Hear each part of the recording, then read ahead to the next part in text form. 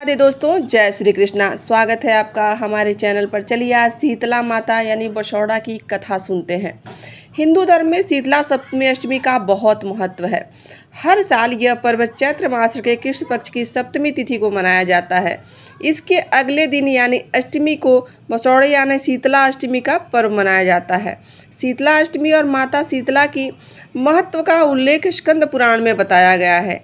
यह दिन देवी शीतला को समर्पित है। अनेक स्थानों पर यह पर्व सप्तमी को ही मनाया जाता है। बसौड़ा की परंपरा के अनुसार इस दिन भोजन पकाने के लिए अग्नि नहीं जलाई जाती है, इसलिए अधिकतर महिलाएं शीतला अष्टमी के एक दिन पहले यानी सप्तमी को ही भोजन पका लेती हैं और बसौड़ा वाले दिन यानी घर में उस दिन सभी सदस्य बासी भोजन का ही सेवन करते हैं। उस दिन चूल्हा बढ़िया से साफ ऑफ करके और फिर उसका पूजन किया जाता है। और सप्तमी के दिन सभी के घरों में कई तरह के पकवान बनाए जाते हैं, जैसे हलवा पूड़ी, दही वड़ा, पकौड़े, पूड़ी, राबड़ी इत्यादि बनाया जाता है। और अगले दिन सुबह महिलाएं इसी चीज़ों का भोग शीतला माता को लगाती हैं और उसके बाद परिवार की सुख समृद्धि की कामना करती हैं।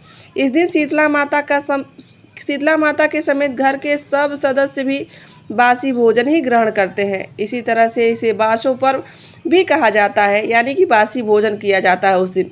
मान्यता है कि इस दिन के बाद से बासी खाना खाना उचित नहीं होता है। यह सर्दियों का मौसम खत्म होने का संकेत भी है और इसे इस मौसम का अंतिम दिन माना जाता है।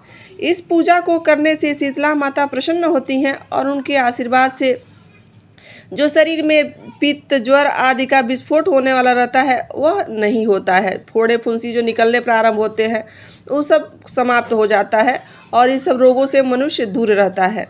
यह व्रत चैत्र मास के कृष्ण पक्ष में अष्टमी या लोकाचार के लोगों होली के बाद पड़ने वाले पहले सोमवार अथवा गुरुवार को भी किया जाता है। शुक्रवार को भी आप इसका पूजन विधि विधान से कर सकते हैं, परंतु रविवार, शनिवार अथवा मंगलवार को शीतला माता का पूजन ना करें, यह वर्जित है। यदि अष्टमी तिथि पड़ रही है तब तो पूजन करना ही है, आवश्यक होता है। पर इस व्रत के प्रभाव से इस व्रत के प्रभाव से व्रती का परिवार ज्वर, दुर्गंध, फोड़ा फुंसी और जो ऐसे तमाम बीमारियां होती हैं, इन सब रोगों से वह दूर हो रहता है और इससे मुक्त हो जाता है। इस व्रत के करने से शीतला देवी प्रसन्न होकर अपने भक्तों को आशीर्वाद प्रदान करती हैं। हर गांव, नगर तथा शहर में शीतला माता के मंदिर, मठ और शीतला का जहां भी स्वरूप स्थापित है अलग अलग तरह का, वहां देखा जाता है कि इस व्रत के व्रती जाकर उनका पूजन, वंदन अर्चना करते हैं। इस बार शीतला अष्टमी पड़ रही है 22 मार्च 2025 और इसका शुभ समय प्रारंभ हो रहा है 4:02 से। तब अष्टमी तिथि जब समापन होगी वह 23 मार्च 2025 को प्रातः 5:02 पर होगा और पूजा का जो शुभ समय रहेगा वह रहेगा 6:23 पर और वह समाप्त होगा शाम को 6:33 पर।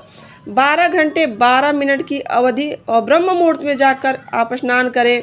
इस दिन का कुछ नियम है जिसे आप पालन कर सकते हैं। जैसे हम आपको बता रहे हैं कि ब्रह्म मुहूर्त में आप जाकर स्नान करें, स्वच्छ वस्त्र धारण करें, सप्तमी तिथि को भोजन तैयार कर लें, क्योंकि अष्टमी के दिन चूल्हा नहीं जलाया जाता है, निषेध माना जाता है। और उस दिन माता शीतला की प्रतिमा या चित्र के समक्ष आप बैठकर पूजा स्थली में उनके जल से भरा हुआ एक कलश उनके सामने रखें और माता को रोली, अक्षत, मेहंदी, हल्दी, फूल, पुष्प, कपड़ा, वस्त्र यानी जो भी आप अर्पित कर सकते हैं वह करिए। उसके बाद बासी भोजन का भोग लगाएं, जिससे पूरी दही होता है, हलवा होता है, मठरी होता है, मीठे चावल आदि शामिल होते हैं। नीम के पत्ते का विशेषकर उस दिन माता को जरूर चढ़ाना चाहिए और माता को अर्पित करना चाहिए। अब इसको स्वयं भी आप धारण कर सकते हैं। शीतला माता की कथा का चलिए अब हम अध्ययन करते हैं, पाठ करेंगे और बाद में हम आरती भी सुनेंगे।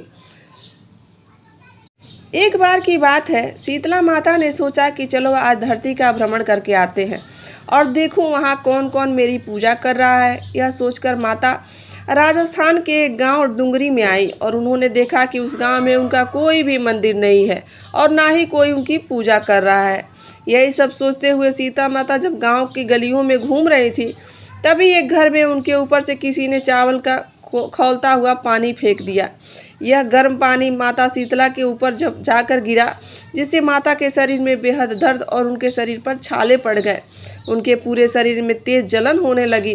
तब दर्द से कराहती हुई शीतला माता इधर उधर भटकने लगी और चिल्लाने लगी कि अरे मेरे शरीर में जलन हो रही है और मेरा शरीर तप रहा है, कोई तो मेरी मदद करो। लेकिन उस गांव में किसी ने भी माता शीतला की सहायता नहीं की।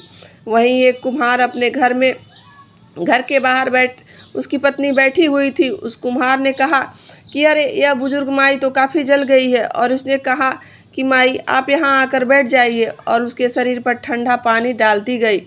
ऐसा कहते हुए कुम्हार ने बुजुर्ग माई के ऊपर जब ठंडा पानी डाला तो बोली, माई मेरे घर में रबड़ी रखी है और थोड़ी सी दही भी है, आप खा लो, शायद आपको थोड़ी उससे राहत प्राप्त हो जाए। जब बुजुर्ग माई ने ठंडी रबड़ी दही खाया तो उनके शरीर में काफ़ी शीतलता ठंडक मिली, जिससे उनकी जलन कम हो गई। उस कुम्हार का सेवा भाव देखकर माता शीतला उस पर अत्यंत प्रसन्न हुई और अपने वास्तविक रूप में प्रकट होकर बोली कि मैं शीतला देवी हूँ। मैं इस धरती पर देखने आई थी कि मुझे कौन कौन मानता है, कौन मेरी पूजा करता है, और मैं तुम्हारे इस सेवा भाव से अत्यंत प्रसन्न हूँ।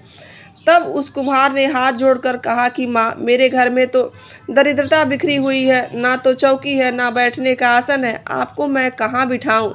यह सुनकर शीतला माता उस कुम्हार के घर के बाहर खड़े एक जो गधा था उसके ऊपर बैठ गई, और माँ ने एक हाथ में झाड़ू, दूसरे हाथ में डलिया लेकर उस कुम्हार के घर की संपूर्ण दरिद्रता को साफ कर दिया झाड़कर, और ले जाकर बाहर फेंक दिया। शीतला माँ ने उस कुम्हार से कहा कि मैं तेरी सच्ची भक्ति से अत्यंत प्रसन्न हुई हूँ, मांगो तुम्हें क्या वरदान चाहिए। तब कुम्हार ने बड़ी ही विनम्रता के साथ कहा, हे माता, मेरी इच्छा है कि आप इसी डुंगरी गांव में स्थापित होकर यहीं निवास करें, और जिस प्रकार से आपने मेरी निर्धनता को समाप्त किया है, झाड़ू से साफ करके मेरी दरिद्रता दूर की है, वैसे ही जो भी भक्त होली के बाद की अष्टमी को भक्ति भाव से आपकी पूजा करे, आपको ठंडा जल और दही बासी भोजन कराए, उसके घर की आप दरिद्रता दूर करें, एवं हमारी पूजा अर्चना करने वाली जो भी स्त्रियां हैं जो निसंतान हैं उनकी आप गोद भर दें और सभी के संतानों को निरोग और सुखी रखें। इतना कह तब शीतला माता ने उसके वचन को सुनकर कहा कि तथास्तु कहते हुए और कुमार की इच्छा की पूर्ण मान्यता के अनुसार उसी दिन से डुंगरी गांव में शीतला माता सदा के लिए विराजमान हो गई, और इसके बाद से यह गांव शीतला की डुंगरी के नाम से जाना जाने लगा। तो भक्तों, यह थी शीतला माता जो कि गधे पर विराजमान और अपने शीतल भाव को लेते हाथ में कलश, एक हाथ में झाड़ू, और दिव्य शक्तियाँ और दिव्य धन और आभूषणों को देती हुई माता शीतला की कथा। आशा करती हूँ कि आपको आज की वीडियो अच्छी लगी होगी, और यहाँ तक बने रहने के लिए आप सभी का दिल से आभार। मिलते हैं किसी ऐसे ही कथा, कहानी और जानकारी के साथ। आज के लिए बस इतना ही। राधे राधे, जय श्री कृष्णा।